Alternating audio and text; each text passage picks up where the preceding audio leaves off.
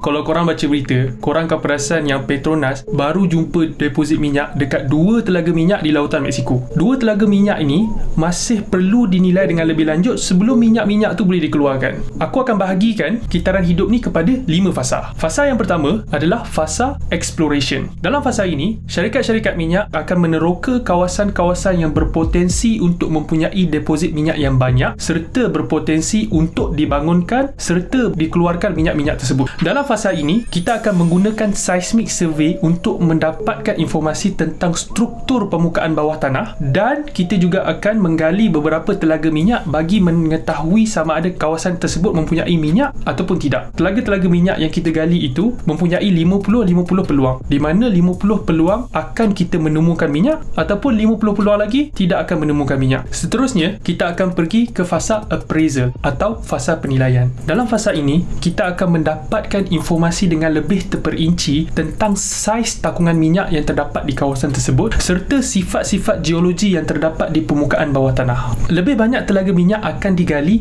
bagi mengetahui kedalaman minyak yang terdapat di kawasan tersebut. Selain itu, sampel dari bawah tanah juga akan diambil. Antara sampel yang kita akan ambil adalah sampel minyak, sampel batu-batuan dan lain-lain. Selain itu, kita juga boleh mengulangi seismic survey yang telah dilakukan. Tapi kali ini, kita akan lakukan dengan teknologi yang lebih tinggi. Informasi-informasi yang telah kita kumpulkan, kita akan memerlukan bantuan daripada pakar profesional seperti petroleum geologist, geophysicist dan reservoir engineer bagi menafsir informasi-informasi tersebut. Daripada informasi-informasi yang telah kita tafsir, kita akan mengetahui tentang ciri-ciri batu dan minyak yang terdapat di kawasan itu, saiz takungan minyak serta berapa pantas minyak boleh bergerak di dalam takungan tersebut. Fasa ini mengambil masa daripada 1 hingga ke 3 tahun. Seterusnya, kita akan pergi ke fasa development atau pembangunan. Dalam fasa ini, kita memerlukan lebih banyak pakar-pakar profesional untuk membantu kita bagi membangunkan kawasan minyak tersebut. Drilling engineer dan completion engineer diperlukan bagi merangka strategi untuk menggali serta menyiapkan telaga minyak tersebut sebelum minyak boleh dikeluarkan. Facilities engineer juga diperlukan bagi merangka facilities serta kemudahan-kemudahan yang akan memudahkan proses pengeluaran minyak sebelum minyak-minyak tersebut dihantar di pusat-pusat penapisan atau dijual kepada pengguna. Dalam fasa ini, kita akan mewujudkan lebih banyak peluang-peluang pekerjaan. Ratusan juta hingga ke bilion ringgit akan dibelanjakan. Fasa ini akan mengambil masa daripada 5 hingga 10 tahun.